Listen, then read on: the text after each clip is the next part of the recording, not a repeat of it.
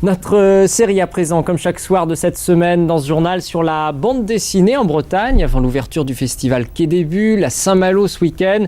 Ce soir, gros plan sur la bande dessinée en breton et une première en ce moment, la sortie d'un album à la fois en français et en breton, le dernier Boule et Bill, une première possible grâce à l'énergie d'un petit éditeur quimpérois.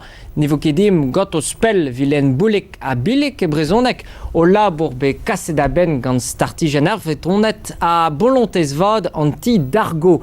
Maurice Roudot à Jean-François Fuster. Bullik a billik e galleg hag e brezonek. Evit ar vechkenta lehor nevez aventurioù ar brunig bihan hag e gi divergoun e vo e gwerz e diouez assemblez. Ur sape raktres kaset aben gant kevredigez vihan bandou e hol skamper hag evret gant ti en band d'argo. Redin lared eo be matri an ar imbrioù ba oe a plen kenta hag en band leroù ne keva micher an anavezon ket klas a drao er bedman a bep trop am eus be kudennou gant eus pe gomzet deo eus be de responchou dioustu hag gant tud plijus kenan. Ouspen en druidig ez aun eo. Ar skrid e brezonek a zo bet at savet pen da ben. Gwi roberen.